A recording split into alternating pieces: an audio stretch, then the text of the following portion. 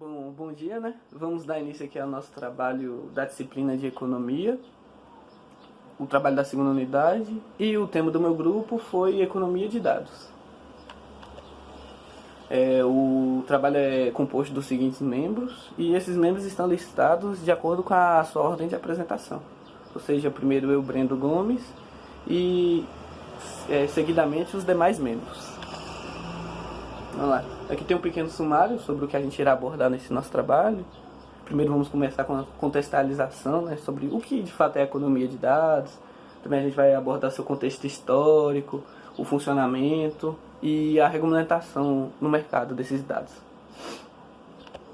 Vamos lá, né? Então, para entendermos melhor, nós vamos começar, né? O que de fato é economia de dados? Basicamente, em tese, a expressão economia de dados refere-se ao gerenciamento eficiente e estratégico dos dados em uma organização ou contexto mais amplo. Essa abordagem envolve a coleta, armazenamento, processamento e análise de dados de maneira a otimizar recursos, garantir segurança e privacidade e extrair o valor significativo das informações disponíveis. Então, basicamente, a economia de dados nada mais é que é como administrar de forma inteligente e estratégica essas informações, né? As informações que uma organização possui. E essa administração é composta por um conjunto de práticas, seja ela como está escrito aí no texto, a coleta, seu armazenamento, seu processamento, sua análise e por aí vai. E, como está seguidamente aqui no texto, né, a economia de dados é uma abordagem holística que reconhece dados como ativos valiosos e procura sempre a otimização. Então, dá para se dizer que o principal objetivo da economia de dados é maximizar o valor obtido dessas informações. E a gente se pergunta, pô, mas são só dados, essas informações valem alguma coisa de fato? No decorrer do trabalho vocês vão perceber que essas informações valem sim e valem muito. Então vamos lá. Bom, aqui já tem alguns exemplos, né, de como algumas empresas e organizações fazem uso da economia de dados para obtenção de lucros. Dentre esses exemplos, né, pode citar aqui a otimização de operações, entender melhor os seus clientes, a previsão de tendências do mercado e sempre a inovação de seus produtos e serviços. Dentre eles aqui eu vou falar um pouco sobre entender melhor os seus clientes. Afinal, que empresa não quer saber o que o seu público-alvo realmente quer consumir? Ou que seus produtos sejam sempre ofertados para aquele nicho de consumidores que realmente vão utilizá-los. Um bom exemplo da utilização da economia de dados para essa obtenção de lucros quem nunca aqui esteve em uma roda de amigos e do nada você comenta que quer comprar um computador novo ou quer mudar alguma peça do seu computador. E quando você vai para sua casa e vai utilizar a internet, do nada você é bombardeado por anúncios e anúncios de lojas ofertando computadores ou periféricos de acordo com as necessidades que você queria naquele momento. Isso são as empresas utilizando dos seus dados.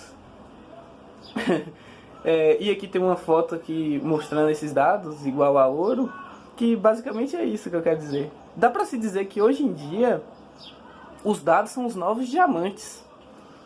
E se os dados são os diamantes, dá pra se dizer que a economia de dados é como se fosse a mina, onde a gente vai extrair esse monte de zeros e uns e converter esses dados em ouro digital.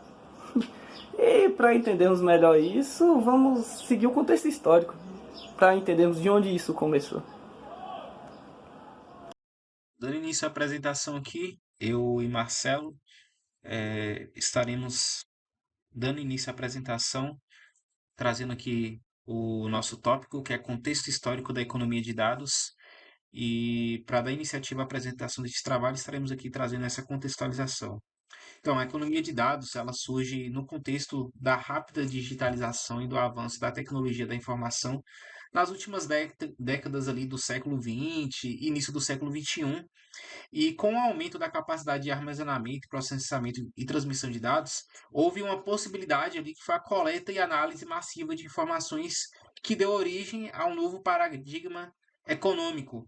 E um ponto bem interessante também é que esse contexto histórico também trouxe consigo alguns desafios éticos e regulatórios, destacando-se a necessidade ali de fazer abordagens responsáveis na gestão e a utilização de informações pessoais, que são pautas bem importantes, né?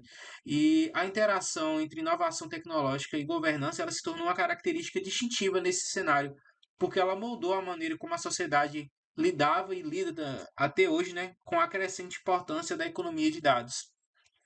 E aqui eu trouxe uma linha do tempo, basicamente em relação a essa contextualização histórica da economia de dados. Ali entre as décadas de 1970 e 1980, tivemos ali os percussores tecnológicos, em que houve o surgimento dos primeiros sistemas de processamento de dados e computadores pessoais, estabelecendo ali as bases tecnológicas para a futura economia de dados. Na década de 1990, teve o boom da internet e digitalização.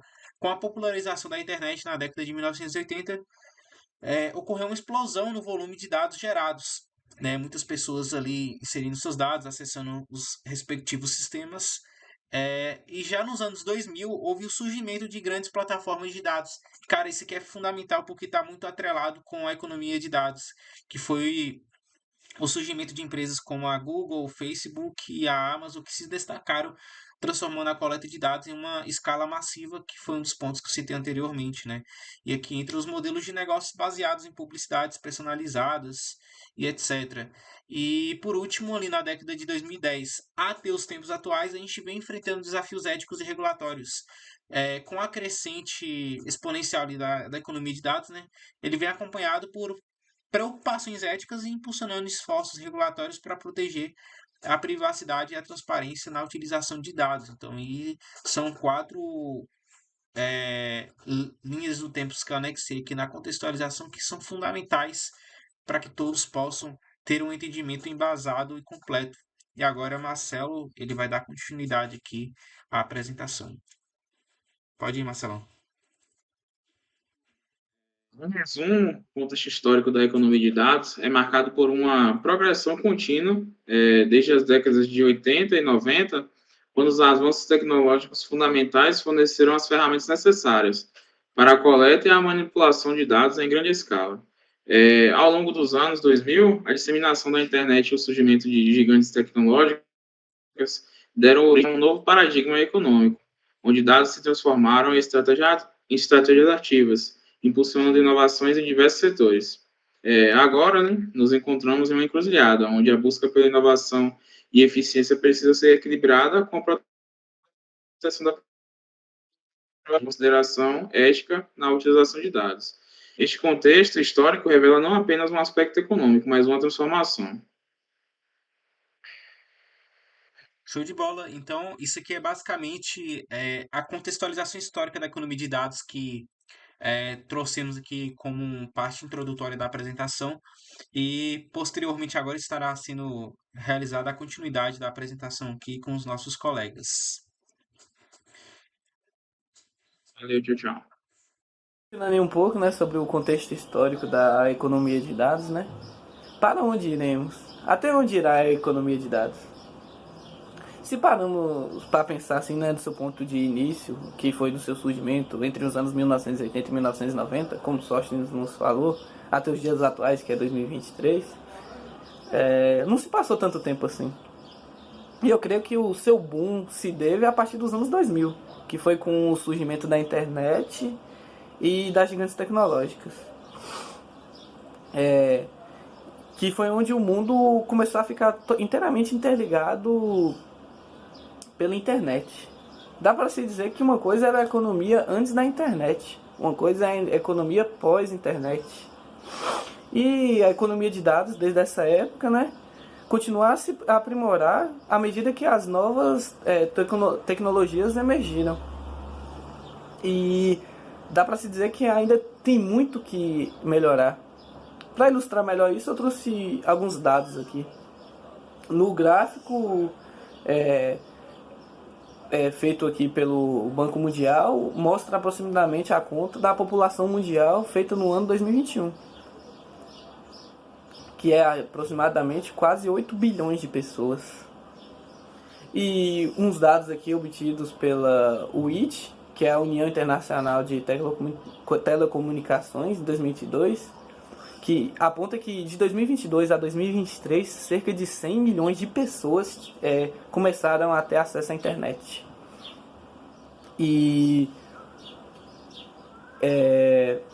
cerca de 2,6 bilhões de pessoas ainda não têm acesso à internet, ou seja, 33% da população mundial. Isso é muita gente, muita gente. E se pararmos para pensar no ponto de vista empresarial, né? São bilhões de consumidores que estão deixando de consumir os seus produtos. Um lado positivo é que alguns futuristas apontam que aproximadamente cerca de 10 anos, cerca de 100% da população mundial terá acesso à internet. Ou seja, vão ser quase 3 bilhões de novos consumidores. E tendo em vista isso, né, acho que dá para entender que a economia de dados é sim, os seus dados são sim ativos muito valiosos. E para entendermos melhor a sua funcionalidade e seu fundamento e sua comercialização, iremos partir para os próximos tópicos. Meu nome é Luiz Gustavo Virgens Matos. Vou estar aqui falando sobre funcionamento da comercialização dos dados pessoais, né? Então, dentro disso, eu vou estar falando principalmente sobre a coleta dos dados, né? Como é que as empresas chegam até esses dados, como é que elas tratam isso e como é que isso está afetando a economia, né? Como é que isso pode afetar só nessa parte já da coleta, nessa parte já do tratamento. Bom, a Serasa Experian realizou um estudo recente. A pesquisa foi realizada com 508 empresas de todas as regiões do país em março de 2019. Segundo o site Consumidor Moderno, a Serasa Experian argumenta que essa captação de dados pessoais ocorre principalmente por meio de troca de cartões de apresentação, que são cartões de apresentação. A gente tem esses cartõezinhos, né, corporativos aí, que deixam contatos, às vezes ultimamente, né, uma mídia social, algo do tipo, que inclusive já leva ao segundo lugar aí, que a gente tem as mídias sociais como 30,9% da coleta de dados pessoais. E lá a gente não percebe, mas a gente deixa muita informação disponível na internet, a domínio de qualquer um. Óbvio que a gente tem ali a proteção de determinada rede social, até certo ponto seus dados são expostos, né? Mas tem coisas que a gente nem imagina e acaba, algumas pessoas conseguem seu contato, rede de amigos, consegue interesses, todo tipo de dado que você nem imagina sobre a questão de navegação, o que você gosta, o que você não gosta, que é muito importante para eles, né? Então, vai muito pelas mídias sociais, até porque a gente hoje em dia a gente tem muitas mídias sociais aí. A gente tem, por exemplo, o LinkedIn, que é uma mídia social de trabalho, de emprego. As pessoas fazem postagens sobre conquistas, sobre projetos, tudo sobre questão de trabalho mesmo, e mesmo assim lá tem muitos dados, tem exatamente sobre com o que a pessoa trabalha, tem com o que ela quer trabalhar, o que ela está fazendo no momento, no âmbito profissional, tem e-mail, tem algumas coisas assim que as pessoas podem acessar por lá e podem até entrar em contato com você por lá. Então, a discrepância aí que a gente tem no LinkedIn por um Instagram, que é uma rede que, apesar de ter sido muito profissionalizado hoje em dia, né, para muitos negócios têm Instagrams profissionais, mas também tem um lado pessoal do Instagram que também pode ser usado para uma coleta de dados, né? Então, realmente tem muita informação e a gente às vezes faz até cadastro em algumas coisas e a gente se esquece deles lá e as empresas vão usar esses dados com toda certeza. E a gente tem em terceiro lugar, com 27,4%, a prospecção por e-mail. O e-mail, ele é uma porta muito importante para as empresas, porque assim, quantas vezes você já não encontrou um curso gratuito que você poderia ter? Era só informar o seu e-mail que eles te mandavam o acesso pelo e-mail. É, qual que é a estratégia? O que que eles ganham com isso? Nada é de graça, não existe isso, nada é de graça. Então eles sempre têm uma troca. Então eles conseguem o seu e-mail, conseguem dados seus por ali, e aí ali eles começam a te mandar ofertas, eles começam a te mandar produtos, fazer você conhecer mais sobre o que eles querem através do e-mail, que o e-mail é uma coisa muito pertinente porque você tem ali, inclusive é uma coisa que acontece muito, é que eles pedem para você inserir o seu e-mail mais forte. Por que isso? Muda alguma coisa no dado em si do e-mail? Vai receber um e-mail diferente porque não é o seu e-mail mais forte? Não, não tem como eles saberem isso. Mas eles querem o seu e-mail mais forte porque é o e-mail que você mais usa. É o seu e-mail onde vem coisas importantes. Você vai abrir aquele e-mail para ver os seus e-mails, seja do trabalho, seja da faculdade, da escola, de algum projeto, de alguma coisa, e você vai dar de cara com o e-mail deles falando sobre um projeto deles, um produto deles, ou algo do tipo, e você pode acabar sendo fisgado por isso, né? Então, o e-mail é uma forma aí muito usada e que pode crescer cada vez mais. Você vê que ele é até próximo das mídias sociais que são muito usadas hoje em dia. Praticamente todo mundo está integrado nisso. Ninguém acaba fugindo disso porque é muito usado, né? E o e-mail está muito próximo dessa prospecção aí. Agora eu vou falar mais sobre a coleta ética, né, sobre isso, e os cookies. O que que são os cookies? Os cookies são arquivos de texto que um site envia de um navegador, ao navegador de um usuário, com dados sobre o seu perfil e comportamento de navegação nas páginas. O objetivo dos cookies é lembrar das informações da visita para facilitar o próximo acesso e melhorar sua navegação no site. Então, quantas vezes você já se deparou num site que você tinha que permitir os cookies lá embaixo? Por que você tem que permitir os cookies? Os cookies eles vão acessar coisas que são pessoais suas ali no navegador. O que você está fazendo, sua atividade, como você está agindo ali, tudo eles vão estar lendo. Eles vão estar lendo. O que que é melhor para uma empresa do que conseguir o perfil de alguém que quer exatamente o produto deles? Se eles têm alguém ali que está, se uma empresa de panelas, encontra uma pessoa que costuma pesquisar sobre cozinha, pesquisar sobre panelas, sobre utensílios, e uma pessoa que, sei lá, pesquisa sobre animais, cachorros, vida selvagem, e essa empresa tem esses dois perfis desenhados, e ela, obviamente, ela vai oferecer os produtos, não vai perder seu tempo tanto assim buscando esse usuário aqui, ela vai direto no usuário que tem aí o perfil que eles querem. Então, assim, acaba sendo uma venda quase casada ali, né? Eles chegam com o produto ideal que a pessoa está procurando, que a pessoa quer. Então, por isso que os dados giram muito a economia hoje em dia, porque tem essa questão de encontrar o par perfeito, tudo, não perder tempo, como antigamente a venda de porta em porta, por exemplo, você vai de porta em porta, por que você tem que ir de porta em porta? Porque você não conhece as pessoas, você não sabe quem quer seu produto. Aqui não. Com os cookies, com tudo isso antes, essa prospecção toda, eles vão direto ao usuário que quer o serviço deles. E por isso que os dados hoje em dia são muito importantes para qualquer tipo de empresa, qualquer ramo, e na economia faz as coisas acontecerem muito. Falando agora sobre essa questão do consentimento, né, que a gente viu que a gente tem que permitir isso e tudo mais, óbvio que acaba acontecendo aí algumas coisas, como a gente viu no caso do Zuckerberg, né, que ele foi acusado de vazar dados aí do Facebook, porque esses dados são realmente, não poderiam ser vazados, né, são informações pessoais, e ele foi acusado disso. Por quê? Isso é muito valioso. Se essa venda ocorria mesmo e tudo mais, é uma coisa extremamente valiosa. Os dados hoje em dia são muito valiosos.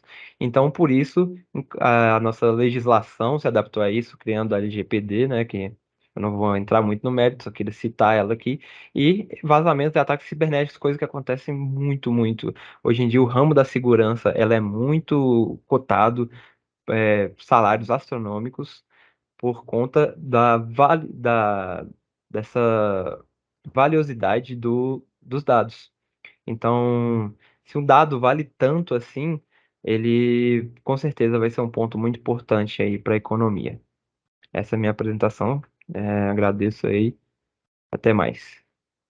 Olá, eu vou estar falando um pouco sobre o armazenamento e o processamento de dados. Eu vou começar pela parte de armazenamento, porque a parte de processamento meio que complementa um ao outro.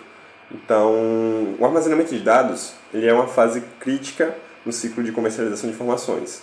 Por quê? Porque esses dados que são coletados, eles precisam ser armazenados em um local seguro. Eles precisam ser alocados em um local onde, teoricamente, ele seja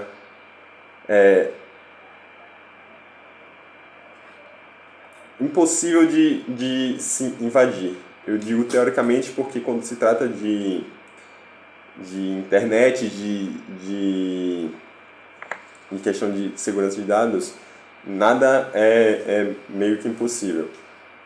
Uma vez coletados, esses dados eles são transferidos para ambientes seguros, ambientes conhecidos como servidores, também conhecidos como data centers. Esses centros eles são estruturas altamente especializadas em segurança. Eles são equipados com medidas de segurança avançadas e eles possuem controle de acesso restrito, ou seja, apenas pessoas autorizadas podem ter acesso a esses locais, a esses servidores. Eles possuem sistema de vigilância e protocolo de segurança física. É muito importante ressaltar essa parte de segurança física, porque faz a gente entender que os dados eles não estão apenas vulneráveis no âmbito virtual, mas eles também estão vulneráveis no âmbito físico, porque um invasor ele poderia, por exemplo, roubar os dados de forma física através de um hardware. Então, é muito importante as empresas possuírem esses sistemas de segurança física para evitar que isso aconteça. Porque a proteção efetiva desses centros, desses servidores, desses data centers, ela é extremamente crucial para a reputação da empresa, porque qualquer violação de segurança ela pode gerar a perca de confiança total do consumidor, o que gera diretamente uma perca de renda, uma perca na renda da empresa, porque se o consumidor ele para de confiar na empresa, ele para de consumir o produto da empresa. E se ele para de consumir o produto da empresa, logicamente a empresa para de gerar o dinheiro que ela gerava quando esse consumidor consumia. Então é muito importante as empresas terem esse foco, darem essa importância à segurança para evitar que isso ocorra. E também a empresa ela pode responder de forma legal caso ocorra um vazamento de algum dado confidencial, caso ocorra algum vazamento de algum dado de pessoas mesmo. As empresas elas podem responder de formas legais, sim. A gente tem um exemplo do Facebook, se eu não me engano deve ser o exemplo mais recente, que o Zuckerberg respondeu de forma legal no tribunal por conta dessa questão de dados. Então é muito necessário que as empresas deem essa atenção à segurança do armazenamento. E agora vamos para a parte de âmbito virtual dessa segurança. Porque o armazenamento físico ele é extremamente necessário, assim também como o armazenamento virtual ele é extremamente necessário. Existem diversas técnicas avançadas para a proteção desses dados de forma virtual. A criptografia é a mais conhecida, é a mais eficaz. Ela protege os dados, ela transforma os dados em códigos complexos, porque a criptografia nada mais é do que uma forma de codificação dos dados. Então ela transforma os dados em códigos complexos e esses dados eles só podem ser decifrados por aqueles que possuem uma chave correspondente à criptografia. Ela é uma camada adicional de segurança, ela é fundamental, porque mesmo que ocorra uma violação, ela garante que os dados vão permanecer inacessíveis para indivíduos não autorizados.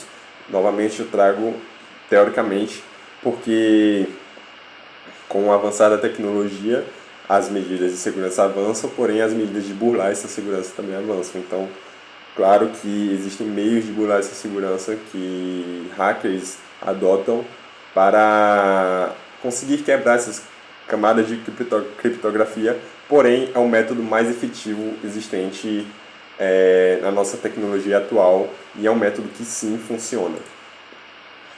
Agora falando um pouco sobre a parte de processamento, o processamento de dados ele é uma fase dinâmica e principalmente estratégica, porque ela transforma os dados brutos em informações significativas para empresas. Ela emprega uma variedade de técnicas, incluindo algoritmos de aprendizado de máquina e análise de dados. A aprendizado de máquina, ou machine learning, ela é um método, eu creio que eu posso classificar dessa forma, para identificar padrões, tendências e correlações dentro de um conjunto de dados. É muito parecido com a inteligência artificial, da maneira que uma inteligência artificial funciona. E é um processo essencial para extrair valor comercial dos dados coletados. Por exemplo, é a forma que os algoritmos das redes sociais funcionam. É a forma que, por exemplo, vou citar uma rede social aqui, um TikTok, ela entende do que você gosta e manda mais daquilo que você gosta para que você fique mais tempo no aplicativo deles. É a forma como o Instagram funciona também, o YouTube, o Facebook. Creio que todas as redes sociais funcionam dessa mesma forma, porque é a forma mais efetiva de conseguir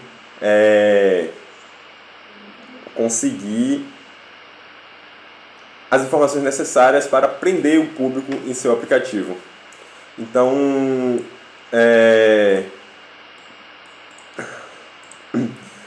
sim, é uma maneira extremamente eficaz, é uma maneira extremamente que as empresas focam e investem para conseguir cada vez mais, é uma maneira extremamente que as empresas focam e investem para conseguir cada vez mais evoluir nesse meio para, obviamente, gerar mais lucro, prender mais público. E algoritmos, como eu vinha falando, algoritmos de aprendizado de máquina desempenham um papel crucial no processamento de dados. Eles permitem automação de análises complexas, eles podem, por exemplo, identificar comportamentos dos usuários, por exemplo, eles conseguem, por meio de padrões históricos, por meio de grupos de usuários com interesses semelhantes, personalizar a experiência que o usuário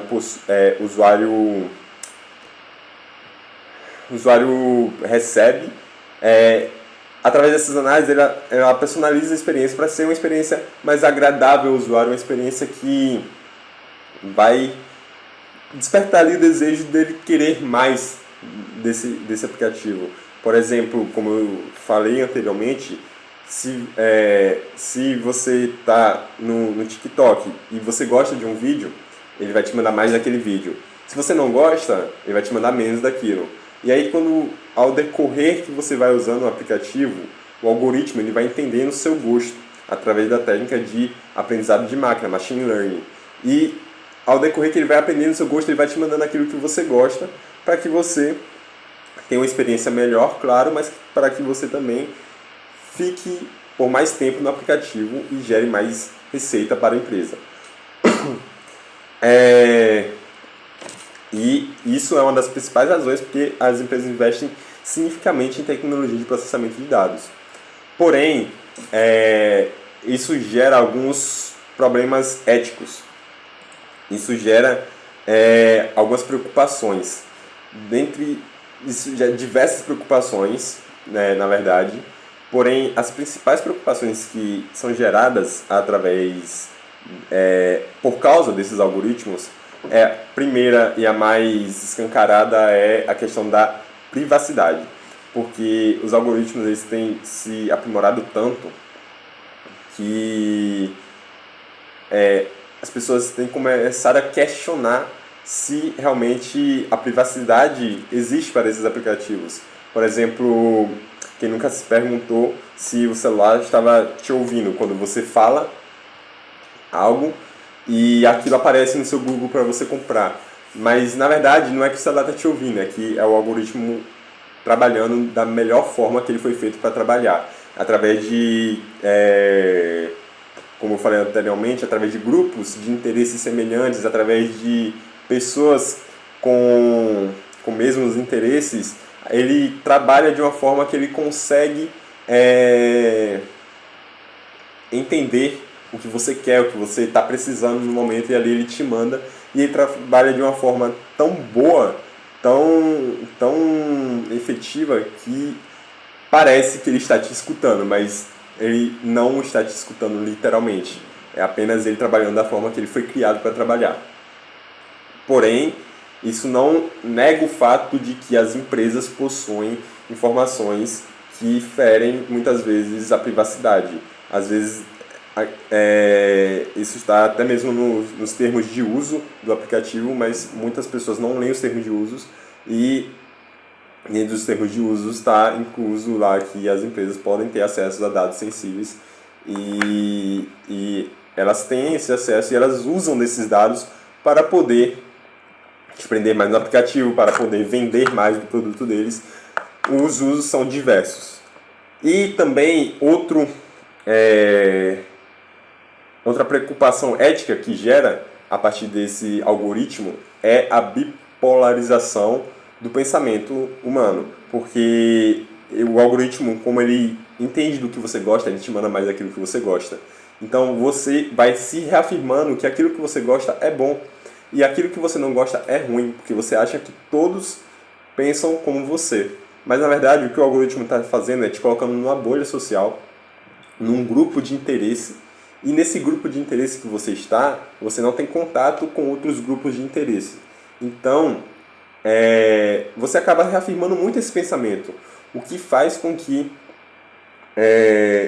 gere esse conflito ético e sociológico de o quanto a tecnologia tem causado esses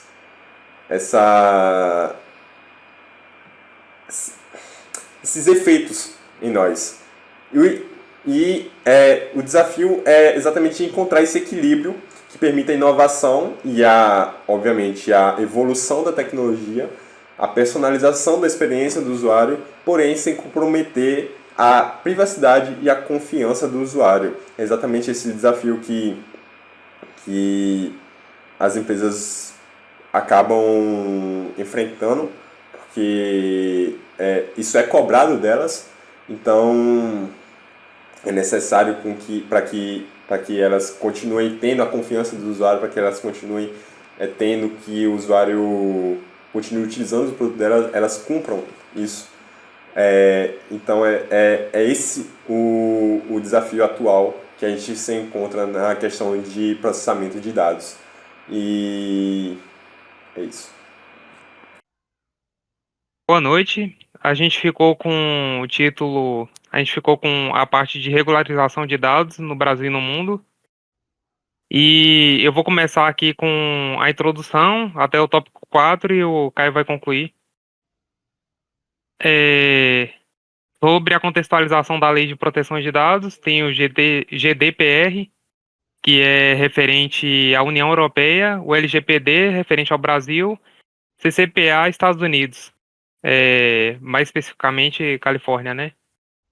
Sobre a abrangência territorial das leis de proteção de dados, da GDPR, LGPD e CCPA, a GDPR, como eu falei anteriormente, é referente à União Europeia e ela ampara pessoas jurídicas e físicas também e protege, né, no âmbito do direito, tanto pessoas jurídicas como físicas. O território e o escopo se aplica a toda a União Europeia e se estende também a empresas que processam dados de cidadãos da União Europeia.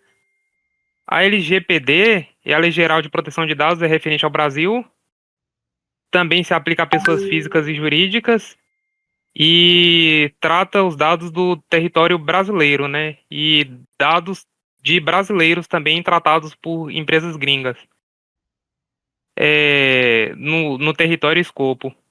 CCPA é a Lei de Privacidade do Consumidor, né, da Califórnia, referente aos Estados Unidos, que foca na proteção também de pessoas físicas, não diz nada sobre pessoas jurídicas, aplica-se a empresas que atuam na Califórnia, né, no caso pessoas jurídicas também, determinados critérios de receita ou manipulação de dados.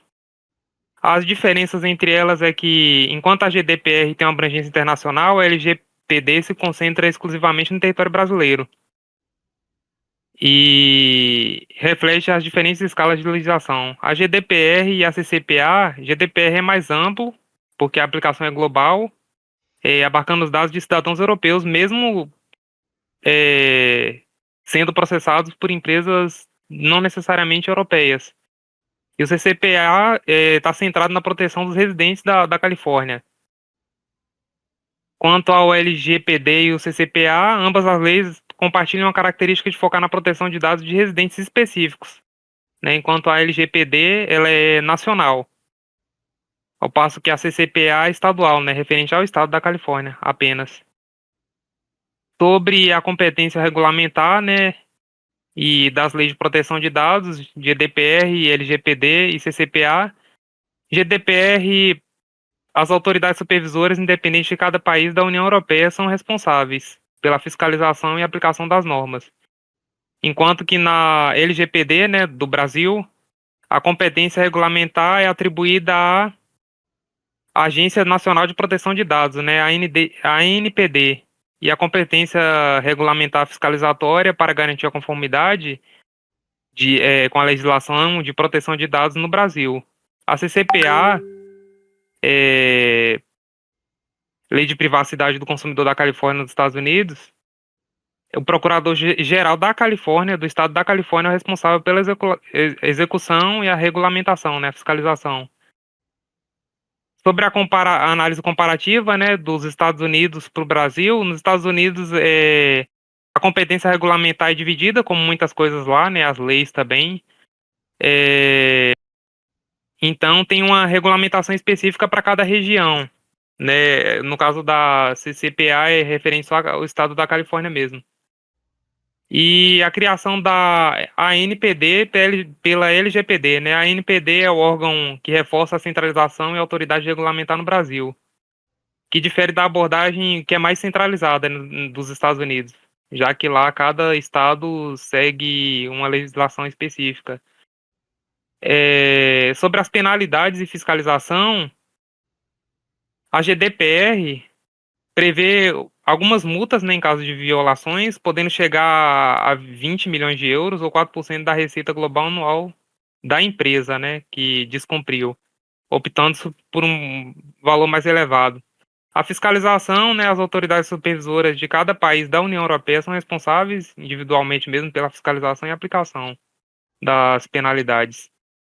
A LGPD do Brasil, né, as penalidades são multas de até 2%, né, do faturamento da empresa e já ficam limitadas a 50 milhões de reais mesmo.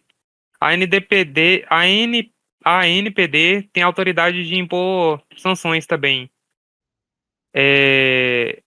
Sobre a fiscalização, a ANPD, como eu falei anteriormente, é a responsável pela fiscalização. No caso da CCPA dos Estados Unidos, né, do estado da Califórnia, as multas são entre 2.500 e 7.500 por violação, né, com ações privadas por danos, e criação de fundos orçamentários para receber multas. A fiscalização é realizada pelo procurador mesmo, geral da Califórnia, como eu também já mencionei anteriormente, que é quem faz a fiscalização, com possibilidade de ações e cumprimento coletivo por violações, né? Comparação sobre montante das multas. A GDPR estabelece as maiores multas dentre os três, atingindo uns percentuais significativos da receita global. E a LGPD impõe limites mais baixos, né? Enquanto a CCPA define multas em dólares, que também podem ser valores altos, né? Bem específicos. E tanto a CCPA quanto a LGPD criaram fundos orçamentários para receber uma parte ou totalidade das multas, né? Destacando o direcionamento financeiro para aprimoramento das práticas de proteção de dados. Essas diferenças nas penalidades refletem a ênfase global na responsabilização das empresas em caso de violações. de privacidade, com nuances bem específicas, né, adaptadas à realidade de cada legislação e cada região. E é isso. Eu vou falar um pouco agora sobre o consentimento dos usuários, né? Porque muitas das vezes os aplicativos ou empresas que tratam esses dados, eles trabalham com esses dados sem o consentimento dos usuários. Eles basicamente pegam os dados e tratam da forma que bem entenderem. Por mais que existem leis hoje em dia que já regulamentam isso, certo? A LGPD, por exemplo, ela pede o consentimento, né, expresso do usuário, tem que ser explícito, o porquê que ele vai utilizar cada dado, como vai ser tratado esse dado, o tempo e prazo, a vida útil desse dado, né? Por quanto tempo ele vai permanecer na empresa, se ele vai transferir para outras empresas ou não esse dado. Então, a LGPD deixa bem claro isso. A GDPR, ela, como é um grupo, né, de vários países que utilizam essa lei, então cada país ele fica responsável por decidir, né, como é que vai funcionar em cada um dos países. E a CCPA, ela pede a permissão dos pais para usuários menores de 16 anos. É importante dizer que a CCPA, ela só funciona no estado da Califórnia, né? A GDPR, nos países que ela abrange, e a LGPD, a pessoa que tiver, por exemplo, eu vou processar aqui algum país, alguma empresa de algum país onde lá é vigente a GDPR. Eu posso optar entre processar com base na LGPD ou na GDPR. Vai desculpando aí. É, Então, assim, já a CCPA, como ela só atua no estado da Califórnia, então só vai funcionar lá. Para os usuários maiores de 18 anos, ele também pede uma permissão, mas assim, já não é tão explícito, sabe? É mais para menores de idade mesmo. A execução das leis e os encarregados. A LGPD, ela tem que ter na empresa um encarregado próprio para isso, próprio para tratar a LGPD. Vai ser a pessoa que vai ele vai ser totalmente responsável por implementar a LGPD e por acompanhar, ver se está tudo funcionando direitinho, e ela vai fazer a comunicação com os órgãos responsáveis em caso de vazamento de dados ou para demonstrar, né, os órgãos responsáveis que está sendo aplicada de forma integral, né, a LGPD na empresa. Então, esse encarregado de proteção de dados, o DPO, vai ser a pessoa que vai fazer todo esse trabalho. A GDPR, ela pede que seja feita as avaliações de risco e impacto, ou seja, vai precisar ter um relatório, né, que vai mandar lá para os órgãos responsáveis, é, a avaliação total da empresa, a quantidade de dados, por exemplo, que riscos esses dados estão expostos, entendeu? O que pode acontecer com esses dados, como é que vão tratar os dados e tal. Então, ela pede às empresas que tenham essa avaliação de risco e impacto. Já o CCPA, ele possui requisitos mínimos, né? Ele tem lá os requisitos mínimos da empresa, né? Empresas até 50 milhões de dados vão precisar ter o relatório. Ela também tem alguns outros requisitos também, né? Tem vários requisitos mínimos. Ela também pede para que seja disponibilizado contatos, né? Por mais que não esteja assim como a LGPD um DPO, mas ele pede que tenha um contato de alguém responsável ali pela empresa, que essa empresa são dois contatos, né? Ele pede um e-mail, dois telefones, e que em caso de autuação, esses contatos aí devem ser respondidos em até 45 dias. A indenização, né, por invasão de dados, o Rogério já deu uma breve explicação, né, sobre como é que funciona em cada uma delas, mas eu queria só ressaltar aqui que a LGPD e a GPR não tem limite de multa ou indenização, então é limitado, também não tem o valor mínimo, certo? Só aquela regra lá dos 2%, né? E a CCPA ela gira em torno de 100 a 750 dólares, que já é um valor lá estabelecido, certo? Mas também só vigente na Califórnia, né? Em qualquer outro lugar é, não é Não é utilizada válido. essa lei, né? Geralmente é utilizada a LGPD ou a GPDR. E pode ser que, né, essas multas cheguem a valores astronômicos. Tem empresas que pô, podem falir por questão por essas indenizações, certo?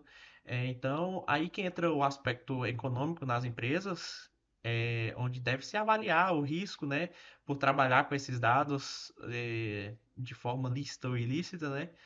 Porque, como já foi abordado aqui, né, boa parte das empresas elas trabalham de forma ilícita desses dados, então pode ser que acabe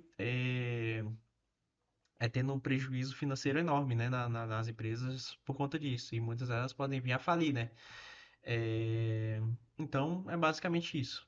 Bom, e para finalizarmos aqui, né, e para dar uma descontraída do trabalho, eu trouxe aqui, né, uma chargezinha que mostra o monstro Come Come. Para quem já assistiu Vila Sésamo, sabe que esse monstro é bastante conhecido e que ele adora biscoitos. Ou seja, ele não aguenta ver cookies na sua frente que acaba devorando. Que é meio para ter uma referência, né? Quanto que muitos de nós somos assim. Só queremos saber de aceitar, devorar esses cookies, que não importamos de como nossos dados estão sendo tratados. Se de fato o que está acontecendo com eles, né? Então fica aí a dica. Hoje em dia temos uma quantidade, uma velocidade enorme de dados, mas a gente tem que sempre verificar sua veracidade e vulnerabilidade, né? Leia sempre, então fica aí, leia sempre os termos de uso e não tenha medo, ceda sim seus dados se você achar que a recompensa vale a pena. E se ela deixar de valer, vá lá e retire a permissão. Então fica aí, né? E lembrar sempre, né? A mensagenzinha aí. Se o serviço é de graça, a mercadoria é você. Então, muito obrigado aí por ter acompanhado o nosso trabalho. E espero que a gente tenha dado um aparato geral sobre o que é economia de dados. Valeu.